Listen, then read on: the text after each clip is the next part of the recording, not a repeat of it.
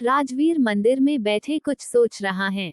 तभी एक व्यक्ति आता है, उसके हुलिये को देख कह सकते हैं वो एक मुस्लिम है। वो मंदिर में आकर पूजा करता है। उसे देख एक ही सवाल दिमाग पर दस्तक देता है, एक मुस्लिम मंदिर में कैसे? वही एक सवाल राजवीर को उसकी सोच से बाहर निकालता है और वो उस शख्स की तरफ देखता ही है कि वह शख्स उस अनपुछे सवाल को भांप लेता है और वही मंदिर की डेल पर राजवीर के पास बैठ जाता है और खुद ही कहता है, मेरा नाम अशफाक है, मैं मुस्लिम समाज से हूँ, रोजाना मंदिर आकर पूजा करता हूँ। राजवीर सुनकर आश्चर्य से पूछता है, यह अनोखा है, क्या इसके पीछे कोई कारण है? अशफाक मुस्कुराते हुए जवाब देता है, बखुरदार, हर एक बड़े काम या बदलाव के पीछे वजह जरूर होती हैं। यहाँ भी हैं। हमारी बीवी हिंदू थी, उन्होंने हमारे धर्म को दिल से अपनाया। यही एक उम्मीद उनकी आंखों में हमारे लिए भी थी, पर हम जानकर भी अनजान बने रहे, क्योंकि यह हमारी शान के खिलाफ जो था। वो जीवन भर हमारे खातिर अपने भगवान से दूर रही और एक दिन वो हमसे दूर अपने भगवान के पास ही चली गई। उन्होंने हमें एक खत लिखा था जो उनके इंतकाल के बाद हमें मिला। उसमें लिखा था, उन्हें अपने ईश्वर से बहुत प्रेम था, वो हमसे छिपकर यहाँ इस मंदिर में आ जाया करती थी।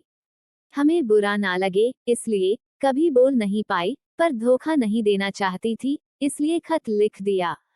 उन्होंने हमारे प्यार के खातिर, हमारे अभिमान के खातिर अपनी इच्छा कभी जाहिर ना की, पर मरते मरते वो हमें सच कह कर गई। तब हमें प्यार की कीमत समझ आई, इसलिए उनके जाने के बाद ही सही, पर हमने उनकी वो एक इच्छा पूरी की। अशफाक की बात खत्म हो जाती है। दोनों कुछ देर खामोश बैठ जाते हैं। अशफाक की बातों से राजवीर के चेहरे पर बेचैनी सी है, जिसे देख अशफाक राजवीर से पूछता है, जनाब, आप कुछ परेशान से लग रहे हो। राजवीर कुछ असहज सा हो जाता है और कहता है, नहीं, ऐसा कुछ नहीं। अशफाक कहता है, बरखुरदार, आपकी बेचैनी देख कह सकता हूँ आप किसी सच से ही भाग रहे हो। राजवीर तेजी से वहां से उठकर जाने लगता है, जैसे अशफाक ने उसकी कोई चोरी पकड़ ली हो। अशफाक उसे रोकता है, पर राजवीर तेजी से वहां से निकलकर अपनी कार में बैठकर चला जाता है।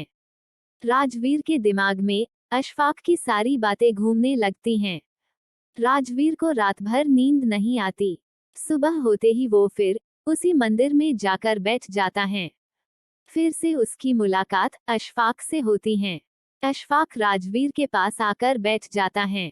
अशफाक समझ रहा है कि राजवीर उससे कुछ कहना चाहता है, पर अशफाक चाहता है राजवीर खुद अपने अभिमान को तोड़कर सच को उनके सामने रखे, जिससे वो भाग रहा है। पर वहीं राजवीर चाहता है अशफाक उससे आगे से सवाल करे, पर राजवीर कुछ नहीं बोल पाता। 2-3 दिनों तक यही चलता रहता है। आखिरकार एक दिन राजवीर खामोशी तोड़कर बोलता है, असल में मेरी नौकरी में थोड़ी दिक्कत है, बस इसलिए परेशान हूँ। अशफाक जोर जोर से हंसने लगता है, बरखुरदार, इतने दिनों बाद अपनी खामोशी तोड़ी भी तो झूठ बोलने के लिए। मियाँ, हमारे बाल धूप में सफेद नहीं हुए हैं। आपका चेहरा साफ कह रहा है, आप खुद से खफा हैं। खुद की गलती मानने की हिम्मत नहीं है आप में। आप इस पुरुष प्रधान समाज के वही पुरुष हैं जो अपने मन रूपी अकड़ में इतने जकड़ गए कि सच को स्वीकार नहीं कर पाते। अशफाक राजवीर को उसके ही असली रूप से पहचान करवाता है। राजवीर के दिल पर एक बोझ है जिसे वो खुद से भी खुलकर नहीं कह पाया है, और आज वो अपने जीवन के उस एक पहलू को अशफाक के सामने रखता है और कहता है, मैं एक मॉडर्न लड़की से शादी करना चाहता था, पर मेरे माता पिता ने मेरी शादी गांव की लड़की शिखा से करवा दी। मैं उससे ठीक से बात तक नहीं करता था। वो मेरे परिवार के साथ ऐसे घुल मिल गई थी जैसे बरसों से उनके साथ रह रही हो। मुझे ये भी पसंद नहीं आ रहा था, फिर भी वो मेरी हर जरूरत को बिना मेरे कहे पूरा कर देती थी। मैं तरक्की पर तरक्की कर रहा था। मुझे अपने आप पर बहुत अभिमान था। एक दिन नशे में धुत घर आकर मैंने शिखा के साथ बदसलूकी की। मैंने कहा, तुम मेरी जिंदगी की सबसे बड़ी गलती हो। शर्म आती है मुझे जब तुम्हें पत्नी कहना पड़ता है।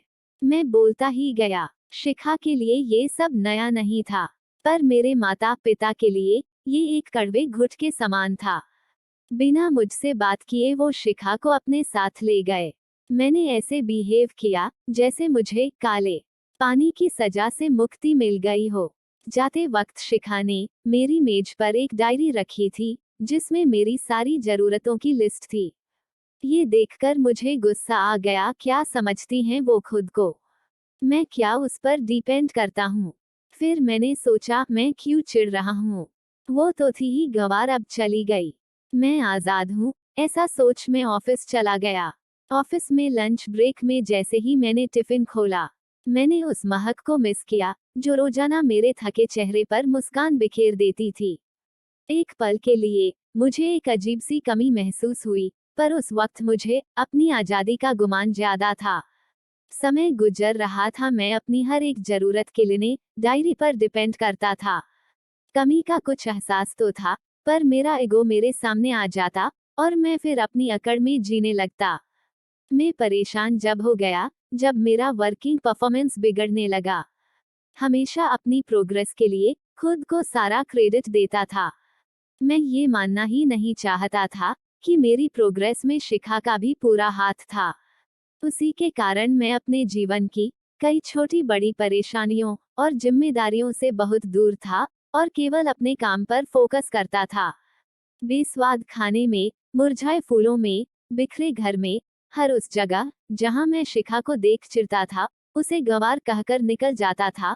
मुझे उसकी कमी महसूस होने लगी थी, पर मैं ये मान कैसे लेता। एक दिन मन भारी हो गया, फिर मैंने माँ को कॉल किया। वो मेरी आवाज से ही समझ जाती थी कि मैं परेशान हूँ, पर समझते हुए भी माँ ने मुझे इग्नोर कर दिया और कहा कि शिखा ने दूसरी शादी का फैसला कर लिया है। ये सुनकर मुझे और गुस्सा आ गया और मैंने कॉल कट कर दिया। कुछ दिनों पहले ही मुझे डाक से तलाक से कागज मिले। पता नहीं क्यों मैं खुश नहीं हूँ। मैं चाहता तो यही था कि शिखा मेरी जिंदगी से दूर हो जाए, पर आज मैं बेचैन हूँ। शफाक थोड़ी देर रुककर कहता है, अब तुम क्या सोच रहे हो? राजवीर कहता है, शिखा मुझसे बहुत प्यार करती थी, फिर वो कैसे दूसरी शादी के लिए सोच भी सकती हैं? अशफाक कहता है, वाह मियाँ, क्या अभी भी वो आपसे पूछेगी कि आगे बढ़ूं या नहीं? आज जब आपको उसकी अहमियत पता चल गई है, तब भी उससे सच कहने से झिझक रहे हो। सब कुछ सामने है, पर फिर माफी मांगने में खुद को छोटा महसूस कर रहे हो। मियाँ, समझ लो, अगर अब भी अपने ईगो में रहे तो फिर मौका नहीं मिलेगा। दोस्तों, आदमी का यह ईगो ही उनसे जिंदगी से हरा देता है। राजवीर सब जानता है, पर उसके अहम के कारण वो शिखा से बात नहीं कह पा रहा है। शायद उसे डर है कि इस बार शिखा उसे ना कह दे। अशफाक राजवीर को झंझोड़कर कहता है, जब मैं अशफाक होकर मरी हुई बीवी के खातिर मंदिर जा सकता हूँ, तो क्या तुम एक सच स्वीकार नहीं कर सकते? राजवीर को अशफाक की बात दिल पर लग जाती है। वो कॉल तो नहीं, पर शिखा को एक मैसेज करता है। मैसेज डालीवा होते ही उधर से कॉल आ जाता है। दोनों के बीच लंबी बात होती है और यह एक लंबा कॉल दोनों को वापस मिला देता है। दोस्तों, एक टेक्स्ट के बाद शिखा एक पल नहीं रुकती और कॉल कर देती हैं। यह एक औरत का दिल है, वो जिससे प्यार करती हैं उसे कभी नहीं झुकाती, और वहीं एक आदमी हर उस औरत को झुकाता है जो उससे प्यार करती है। वह शून्यकत किसी का बंधक नहीं, वक्त रहते काम हो जाए तो वह अमूल्य है, वरना पछताने के अलावा कुछ नहीं रह जाता। जीवन में जो भी मिले उसे स्वीकारने की कोशिश करे। जरूरी नहीं हर चीज जो आप चाहते हैं वही आपको मिलेगा, लेकिन जो आपको मिला है वह आपकी किस्मत है, जिसे अच्छा बुरा बनाना केवल आपके हाथ में है। मेरे प्यारे दोस्तों, आपको कहानी कैसी लगी हमें कमेंट करके बताइए। कहानी अच्छी लगे तो लाइक कीजिए, शेयर कीजिए और प्लीज चैनल को सब्सक्राइब जरूर कीजिए। कहानी सुनने के लिए धन्यवाद।